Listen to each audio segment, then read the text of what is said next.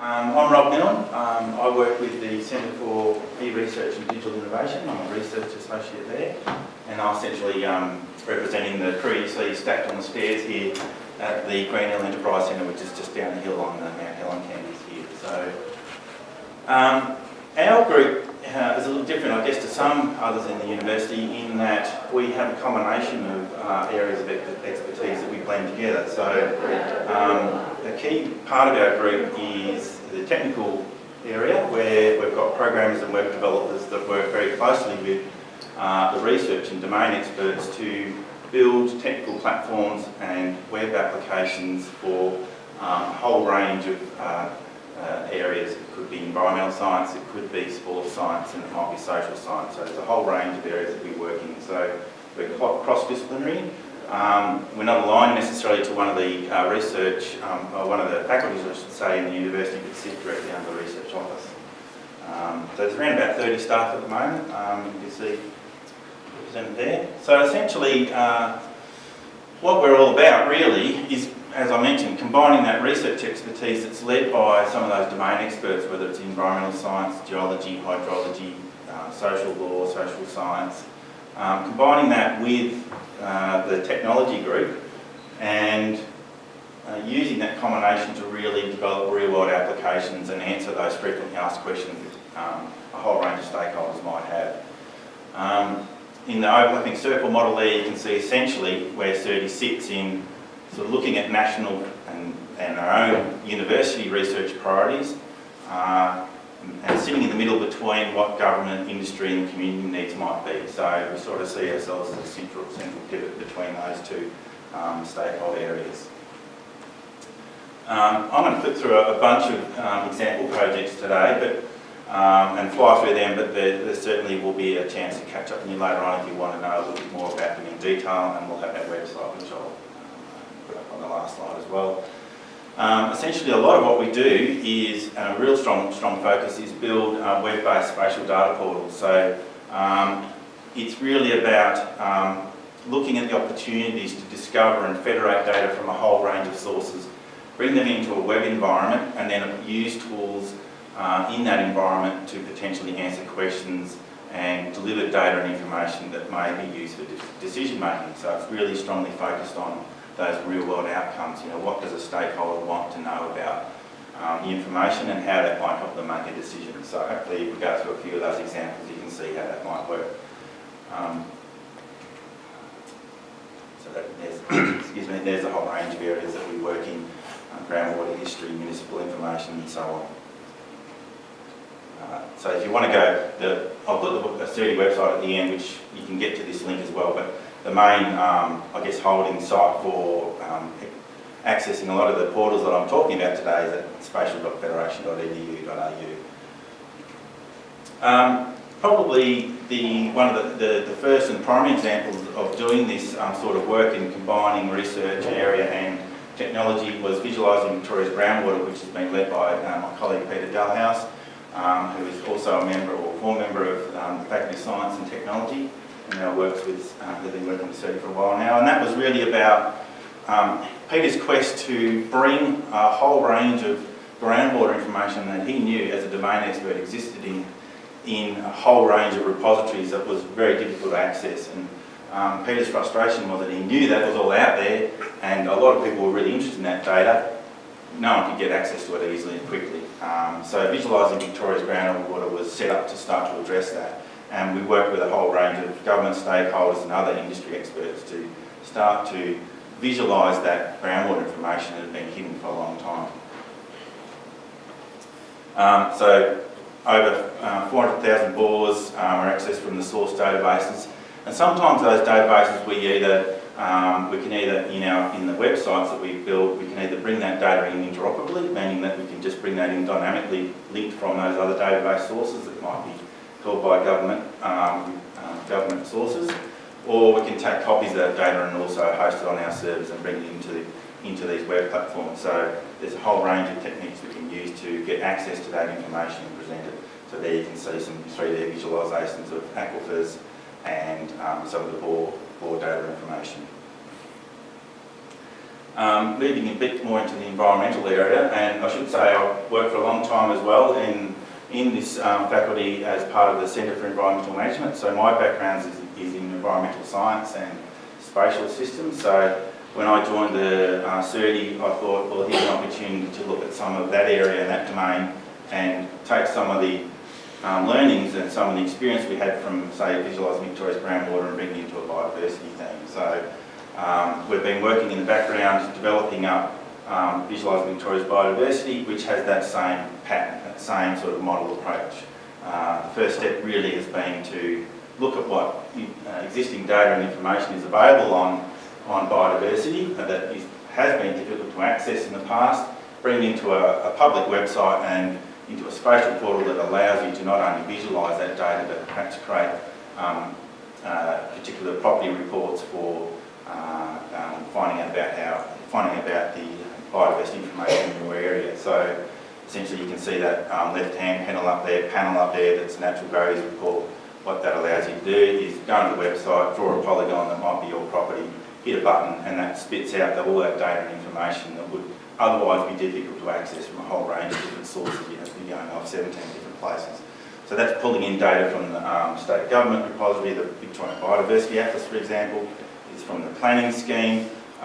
It's from the corporate library from data.vic.gov.au, and it's also pulling in data from the Atlas of Living Australia, which is a fantastic national resource that has a whole range of API tools essentially that we can use to bring data in automatically from there. So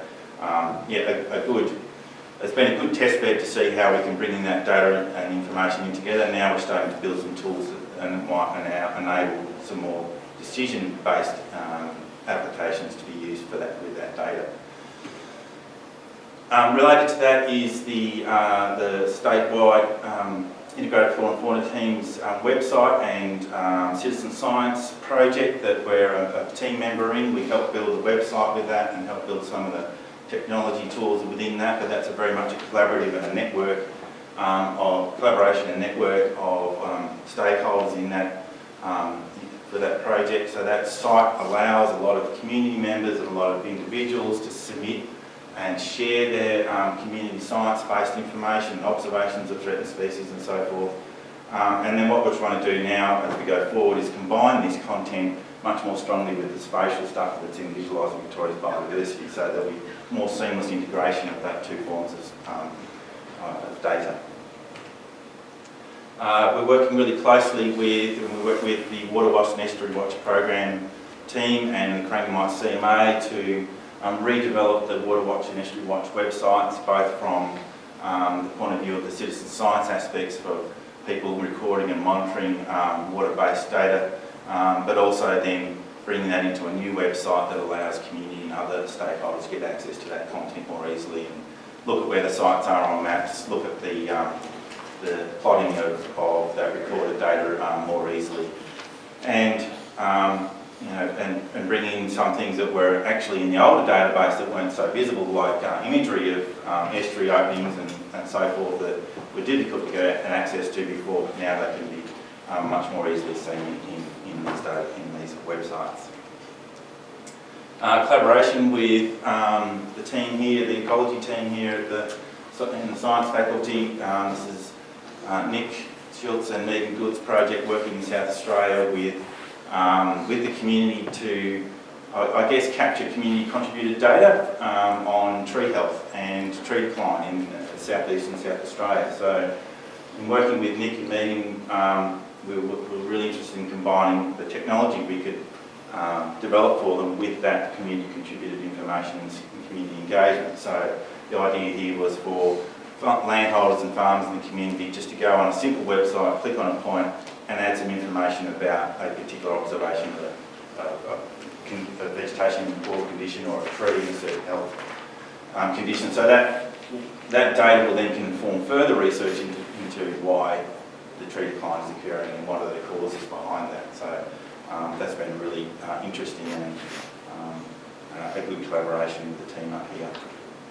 The Natural Resource Management Planning Portal, so this is a partnership with the Crangamite CMA and with Chris Pitfield up here, working with local land care and with the Crangamite CMA to use spatial web platforms to potentially help identify areas for joint investment in NRM works and joint project work in NRM work. So the idea is to, again, harvest and capture data from both those sources, bring it into a central web-based platform, overlay what the community might see as a priority spatially with what the CMA region might see as a priority. This is captured here. And look at that overlapping area where those two priorities areas meet. And the spatial aspect of that can be really helpful to, I guess, facilitate that discussion. So that's ongoing, and it's certainly bringing up lots of issues in terms of data capture and data standards. What different groups capture and how they capture it is often very different across the region. So that's been an interesting challenge. Working with Milne Hopkins and Crangamite CMA and local government in looking at, again, a planning-based sort of tool, an online spatial planning tool for looking at linear reserve management, so looking at conservation values and other activities that need to be prioritised in the Victorian Volcanic Plains region. So again, a lot of data was known about, but it wasn't really put in a central point where a lot of those stakeholders working on those issues in roadsides and railway reserves and so forth, putting that in an area that those stakeholders can collaborate in space and identify priorities for works and understand where past works have been undertaken so that can inform future works as well. So again, we're into a new phase with that one, so we'll be updating that portal and going forward with the next set of tools for that as well. This case working with DELP, the state government, in very specific visualisation of threatened species information and data on leadbeater's possum. So again, this was really developing custom tools that really fit this particular issue. In this case, it was really about sharing information that the state government had on leadbeater's possum and allowing the community to interact with that information on a public access point. So again, a really good community engagement tool, but also allowing exposure of that existing information going forward. And again, all the stakeholders being able in that issue, being able to go to one point to see what the latest information is. And on the screen there, that's just the monitoring the colony sites that are shown there. Going off topic a little bit, I suppose, but just to bring that into the discussion, we're doing a lot of work in agriculture that's also related in a lot of ways to environmental aspects and impact. So we're working with Grains Research and Development Corporation on a multi-million-dollar project to federate cropping trial research data that's been undertaken across Australia for the past 20 years into a central online repository as well. So I think I see a lot of scope to blend both environmental impact and agricultural science and research together to really strive for some really interesting outcomes in terms of sustainability and farm practices and environmental benefit. Just to flag that the survey team's leading up the university's involvement into cooperative research centres, the high performance soils and the food agility CRCs.